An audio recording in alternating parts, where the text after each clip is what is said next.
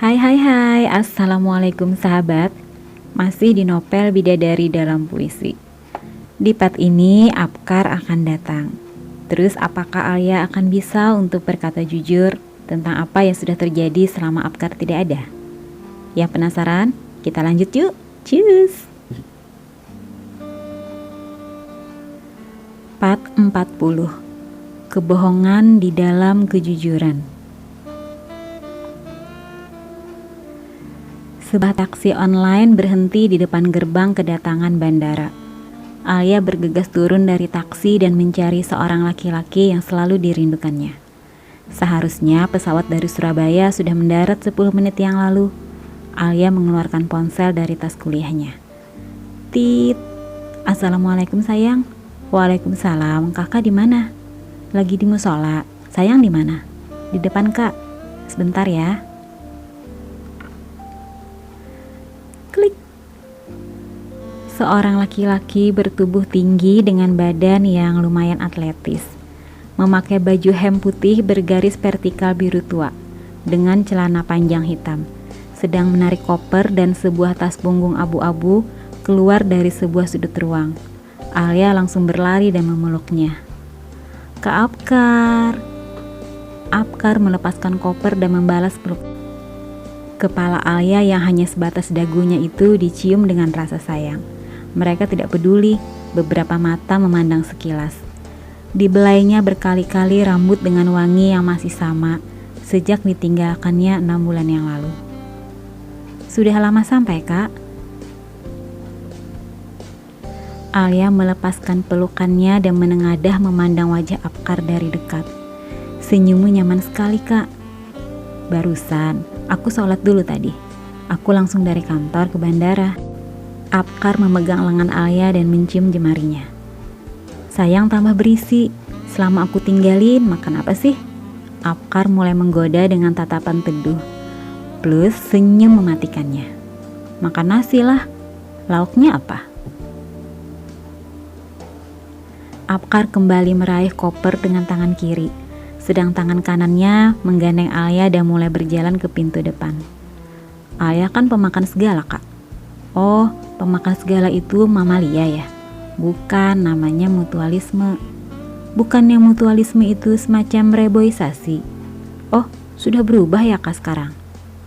Sayang, nanti kalau kita punya anak, jangan memberikan jawaban begini ya pada mereka. Kasian, PR mereka salah semua. Anak Alia pinter, Kak. Soal beginian sih remeh. Kan gen otak anak diturunkan dari ibunya. Nah, justru itu yang aku khawatirkan. Alia meninju bahu Apkar. Au. Apkar berhenti setelah berada di luar dan mengajak Alia duduk di bangku yang tersedia di sana. Kita habis ini mau kemana, Kak? Itu yang kupikirkan sejak tadi. Ya udah, Alia temani ke hotel aja dulu. Kakak bisa mandi. Nanti kita lanjut jalan-jalan dan makan malam. Apkar memandang ayah. Aku masih trauma, sayang. Saat didatangin di hotel kemarin. Dulu kan imanku kuat. Gak tahu sekarang. Canda Apkar sambil mencolek dagu Alia. Bukan itu maksud Alia. Ya udah, kita jalan-jalan dulu. Nanti anterin Alia ke kos. Terus aku bawa koper. Ya nggak apa-apa. Palingan yang lihat mikir kita lagi kawin lari. Sayang, nggak boleh ngomong gitu. Ayah menyenggol lengan Apkar. Ih, bercanda. Apkar melirik ayah. Sayang, bener deh tambah berisi. Aku pengen nyubit pipinya. Apkar tertawa. Alia membatin. Apa benar gue tambah gemukan? Kak Apkar kan lama gak lihat gue. Artinya benar dong. Oh iya, selama 6 bulan ini kan makan gue teratur. Makannya juga enak-enak. Perawatan, vitamin cukup. Bersama Kak Kevin. Ups, kenapa wajah Kak Kevin muncul begini? Alia mencoba menghilangkannya dan menatap Apkar yang juga sedang menatapnya. Kak, jelek ya? Alia tambah gemukan. Enggak, bagus banget. Biar gak ceking lagi. Ih, balas ya. Apkar mengeluarkan ponselnya. Kita pesan taksi ke kos Sayang aja dulu. Nanti malam aku ke hotel, cari aman. Ih, kakak pikir Alia ngapain? Nggak aman. 5 menit kemudian, taksi pesanan Apkar datang menjemput. Mereka pun menuju ke kos Alia. Setelah mandi dan sholat maghrib di kos Alia, aku kangen makan soto Makassar sayang. Boleh, ini kuncinya. Apkar mengambil kunci motor dan mereka menuju warung soto Makassar. Setelah makan malam, Alia dan Apkar memilih duduk santai di taman dekat kos Alia. Sayang, besok kita ke rumahmu. Aku mau ketemu mama papa. Oh no, aku kan belum izin sama mereka. Sayang juga belum mengenalkan aku sebagai kekasih kan? Alia diam saja. Di luar prediksi gue ini. Mana mungkin kak, aku akan mempertemukan kalian. Kemarin dan tadi malam saja aku sudah menjadi terdakwa. Kapan-kapan deh kak, mereka lagi sibuk. Apkar merubah posisi duduknya dan sekarang mereka sudah berhadapan. Kapannya aku belum tahu, diundur terus kan gak jadi-jadi. Alia tertunduk. Gue harus bagaimana? Tapi bukankah gue harus menceritakan ini padanya? Bukankah dia alasan utama dari semua ini? Apkar memandang Alia yang masih saja tertunduk. Apkar membatin. Kenapa napasmu memburu Alia? Aku bisa menghitung helaan napasmu persekian detik di saat gugupmu. Kenapa tanganmu bergetar? Aku paham jika kamu ingin menyampaikan rindu tapi tidak terungkapkan. Tapi ini bukan tanda-tanda itu. Kamu seperti ketakutan. Apa yang terjadi, Alia? Sayang, kamu boleh bercerita apa saja. Aku siap mendengarnya. Kalimat Apkar seperti menguatkan Alia. Alia menegadahkan kepalanya. Apkar tetap saja tenang dengan tatapan teduh dan senyum mematikan. Kak, Alia mau minta maaf. Terputus. Lanjutkan sayang. Apa sih yang mau diceritakan Alia? Kenapa? Kak, masih ingat Kak Kevin? Apkar mengangguk pelan. Tetangga yang kemarin dijodohkan sama Sayang itu kan? Iya, dia memang ada kak, dan kami sering bersama. Alia tidak berani menatap Apkar. Lalu? Sombong sekali pertanyaanku. Memang sekuat apa hatiku mendengar cerita selanjutnya jika tidak sesuai yang kuinginkan, batin Apkar. Kak, dia datang sebelum Kak Apkar datang kemarin. Hening. Bagaimana aku melanjutkannya? Apa aku harus jujur? Atau aku harus sedikit berbohong demi kebaikan? Kebaikan apa yang aku dapat berbohong pada situasi ini? Terus, Sayang menerimanya? Tidak kak. Teruskan ceritanya sayang. Dia meminta Alia untuk menyetujui perjodohan ini. Tapi Alia menolak. Dia lalu meminta agar kami berjalan saja dulu. Mungkin kami akan bisa belajar saling mencintai. Apkar menghela, tanpa senyum, tanpa emosi, kembali dengan si datar. Sayang tidak cerita sudah punya kekasih. Alia diam. Memang tidak pernah kak. Selain percakapan mereka di depot minuman depan kos Alia untuk pertama kalinya itu, Kevin tidak pernah lagi menanyakannya. Oh maaf, aku lupa. Dia pernah menanyakan dan aku menjawab belum ada, karena Kak Apkar memang belum datang saat itu, batin Alia. Lalu sayang? Sejak Kak Apkar pergi kemarin, Kak Kevin sering mengunjungi Alia kak. Dia bantuin tugas-tugas kuliah Alia. Dia juga menemani Alia di saat keadaan penting perlu seseorang yang membantu Alia. Kakak ingat, Alia pernah cerita, sahabat-sahabat Alia sudah punya kesibukan masing-masing, Tidak mungkin kan Alia masih minta tolong sama... Jadi, yang sering sayang bilang sedang bersama teman-teman itu bukan bersama Arga, tapi bersama Kevin? Tidak juga kak, hanya kadang-kadang. Bohong pertama. Maafkan aku kak. Misalnya jalan kemana yang sayang bilang perlu bantuan dia?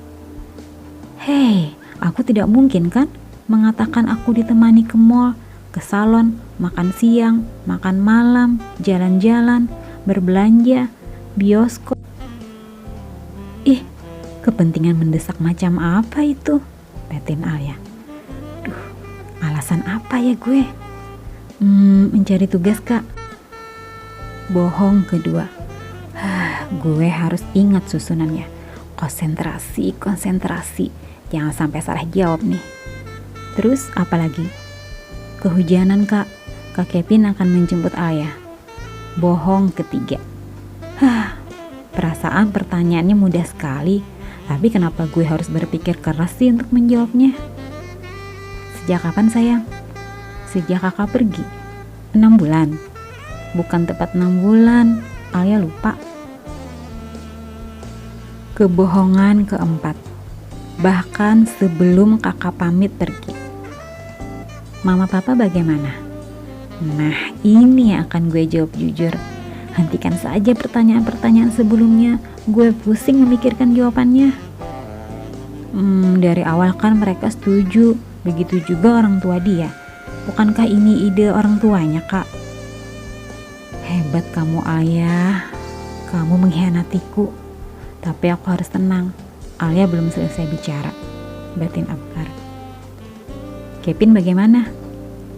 Dia selalu memperhatikan Alia, kesehatan Alia, makanan, vitamin, sampai membelikan motor. Aduh, astaga, keceplosan gue. Aduh, harusnya kan ini tidak diucapkan. Bisa ditarik lagi. Ampun. Tapi tidak Alia terima kak. Kebohongan kelima. Itu sekarang motornya ada di kos Alia, terparkir manis, paling cakep di antara semua motor yang terparkir di sana dibanding motor punya anak-anak kos lain. Sayang menyukainya. Kali ini nada pertanyaannya berbeda, tidak sesantai tadi. Tidaklah kak, kan dari awal Alia sudah menolak. Sampai putus sekarang, Alia tidak pernah punya perasaan apa-apa. Hah? Putus? Kalian pacaran? Waduh, kenapa lidah gue lancar sekali ngomongnya. Tik tok. Hening. Tidak. Kebohongan keenam. Tidak bagaimana. Perilaku kita bahkan akhir-akhir ini sudah menyatakan bahwa kita memang pacaran. Bahkan gue sempat untuk tidak ingin berpisah dengannya. Andai saja kamu tidak datang kak, aku bahkan tidak tahu apa akan terjadi nantinya. Kenapa putus kalau tidak pacaran? Kak, di awal dia meminta Alia untuk memberi kepastian. Apakah Alia bersedia mencoba belajar? Saat itu kakak sama sekali tidak memberi Alia kejelasan. Alia bingung dan Alia jawab bersedia. Bukan bersedia menyetujui perjodohan ini, tapi bersedia mencoba. Nah, daripada ribet status kami ini apa, ya Alia bilang aja putus. Kan bisa selesai tuntas kak. Terus, sejak kapan sayang bilang putus itu? Sudah lama. Kapan lamanya? Ada sebulan kali. Kebohongan ketujuh. Inilah kebohongan terbesar. Baru kemarin kak, sejak kakak ngabarin Alia kalau kakak mau pulang. Jadi selama ini aku diselingkuhi? Tidak, Alia tidak berselingkuh. Tidak ada cinta di dalamnya. Juga tidak ada pengkhianatan. Ini hanya sekedar bersama dalam keperluan saja. Kenapa selama ini sayang bohong padaku? Alia tidak bohong. 6 bulan aku diduakan. Itu tidak berbohong. Kakak tidak pernah bertanya. Alia cuma menutupi, bukan berbohong. Sekarang bagaimana? Pertanyaan ini kenapa pendek-pendek, tapi jawabannya kenapa harus panjang-panjang? Kak, sekarang sudah tidak ada apa-apa lagi. Dia menerimanya. Ini kan perjodohan orang tua, Kak. Kami juga tidak saling mencintai, jadi ya tidak masalah. Alia pikir bahkan mungkin dia juga sudah punya kekasih. Semoga ini kebohongan terakhir gue. Kak Kevin tentu saja tidak menyetujuinya, Kak. Dia bahkan meminta Terus, orang tua kalian bagaimana? Kak, ini yang membuat Alia masih belum tenang. Orang tua kami seakan masih ingin kami melanjutkan ini. Kalau begitu, besok pagi kita ke rumahmu, sayang. Aku harus bicara pada mereka kalau sekarang kita ini adalah sepasang kekasih. Jangan, Kak. Alia tidak mau. Kakak akan dibanding-bandingkan. Biarkan sementara keadaan membaik dulu. Kenapa? Sekarang belum baik? Bukan begitu, Kak. Mereka masih menyebut nama Kak Kevin di hadapan ayah. Kadang-kadang. Kadang-kadang apa? Bahkan kemarin sampai tadi pagi saja masih temanya Kevin. Sayang, justru itu. Aku harus bergerak lebih cepat. Aku harus bicara pada mereka. Alia tahu, Kak, tapi tidak sekarang. Alia sudah bicara, Kak, kalau Alia cuma mencintai Kak Apkar. Sejak lama, sejak kakak belum memberikan Alia kepastian. Mereka tahu, Kak, Alia sudah cerita semuanya. Mereka tahu dari sayang saja kan, belum dari aku. Kak, please, Alia mohon tidak sekarang. Sayang, kenapa jadi ketakutan begitu? Aku ini justru ingin memperkuat hubungan kita. Kak, Alia memastikan kalau keadaan saat ini benar-benar tidak baik. Sayang, suatu masalah jangan dihindari, tapi harus kita hadapi. Iya, tapi tidak sekarang. Sayang, percayalah, jika aku yang menceritakan ini pada mereka, mereka akan lebih percaya dan bisa menerima aku. Sayang tadi bilang membanding-bandingkan. Dari apa? Membandingkan Kak Apkar dengan Kak Kevin, Kak? Aku tahu, aku ini orang biasa, baru saja memulai untuk kehidupan. Mungkin Kevin lebih segalanya dari aku sehingga aku dibanding-bandingkan. Begitu. Sebagian itu, Kak. Karena aku karyawan biasa. Bukan juga. Kakak jauh. Kakak tidak bisa menemani dan membantu Alia di sini. Hanya itu. Apa aku bisa membawamu ke Surabaya agar semua keperluan dan kegiatanmu bisa aku bantu? Tidakkah, mana mungkin mereka menyetujuinya? Atau aku balik lagi ke sini dan mencari pekerjaan baru? Pekerjaan apa? Mungkin aku bisa berdagang kecil-kecilan atau membuka warung makan. Alia menggeleng. Apalagi itu, Kak. Kamu akan semakin tidak dianggap. Masalahnya kamu itu sedang diperbandingkan. Bagaimana aku bisa menjelaskan lebih banyak?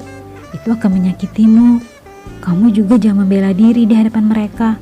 Aku tidak mau. Kamu akan semakin kalah dan direndahkan. Cukup aku yang mendengar, Kak. Batin Alia. Lalu, apalagi harus kita perbaiki, sayang? Kak, hubungan ini sudah sangat baik. Kita hanya akan Aku percaya perasaanmu, sayang. Bahkan saat bercerita ini pun sudah sangat luar biasa, walau aku sakit mendengarnya. Kak, Alia minta maaf, dan Alia memang harus bercerita agar kakak bisa memahami keadaan Alia. Ini salahku, sayang. Tidak, Kak, bukan salah kita. Apkar menatap lurus ke depan. Keadaanku memang begini. Ditambah hubungan berjarak kita, semakin tidak bergunanya aku. Kak, apapun itu, Alia hanya akan mencintai dan memilih Kak Apkar. Apkar yang tadi sempat emosi walaupun tidak mengekspresikannya sama sekali, menatap Alia dengan perasaan bersalah. Aku percaya. Terima kasih sudah jujur dan masih mau bersamaku. Alia tidak akan pernah meninggalkan kakak. Dan ini pun berakhir untuk kami. Kami hanya akan meyakinkan orang tua kami kalau ini tidak bisa lagi dilanjutkan. Kakak mau bersabar dan percaya kan? Apkar mengusap rambut Alia. Aku mempercayaimu sayang, terima kasih. Semoga cinta kita dijagakan dan dimudahkan ya kak. Iya. Sayang sudah malam, ayo pulang. Apkar merebahkan diri di tempat tidur dan menyalakan televisi untuk menemaninya berpikir. Walau sepertinya sama sekali tidak menemaninya. Bangun dan membuka tirai jendela memandang ke bawah. Lalu lintas yang tidak pernah sepi walau sudah hampir tengah malam. Kota yang tidak pernah membayangkan selama dia tidak ada. Di jalan itu ada kekasihnya sedang bersama dengan Kevin. Mungkin mereka tertawa bahagia. Senangkah kamu Kevin mendengar celoteh Alia yang selalu lucu? Hangatkah bahumu setiap Alia menonjoknya saat bercanda? Dipeluknyakah pinggangmu saat memboncengnya? Pernahkah punggungmu menjadi sandarannya? Berdesirkah tanganmu saat Alia spontan menggandeng tanganmu? Merasa banggakah kamu saat Alia duduk di atas panggung dan memetik gitarnya? Seakan lagu itu dinyanyikannya untukmu. Tertawakah kamu saat Alia mengambil sesuatu dari piring makanmu dan baru meminta izin setelah dia menelannya? Aku sepertinya harus berpandai-pandai dan berdamai dengan rasa cemburu, agar cinta ini tetap terus tumbuh berkembang dan semakin kuat. Malam ini, kulukis wajahmu di punggung langit, tentang cemburu yang kian membukit. Dalam sendiri ini pikirku melayang, mengulang lagi kisah kita di setiap halaman, membaca nyanyianmu dalam puisi. Kamu perempuanku dalam baris puisi. Semoga puisimu tidak terbang, melayang pada kesia-siaan. Karena semua sudah kupahat di sini, di hatiku yang semoga masih menjadi lelaki yang akan kamu pertahankan. Malam ini, akulah pemilik hati yang melawan sakit menahan cemburu setengah mati. Sakitnya, jika benar, kamu bisa bahagia tanpaku.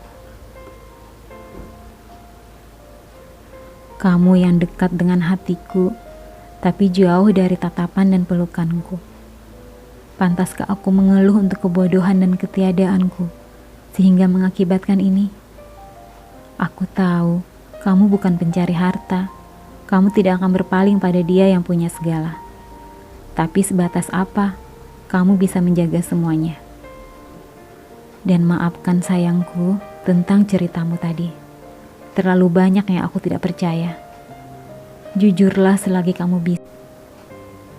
Kebohonganmu justru membuatku yakin keadaan kita tidak dalam keadaan baik-baik saja. Aku tidak ingin tersingkir dan belum boleh berakhir. Sedang pintu sudah lama kita buka. Tapi katamu urusan dengan Kevin sudah selesai. Kita hanya akan mempertahankannya saja. Melegakanku. Setidaknya aku tidak merangkak sendiri. Bangunkan aku sayang, agar lariku lebih cepat. Aku sudah tidak sabar mencapai pintu untuk kita masuki berdua.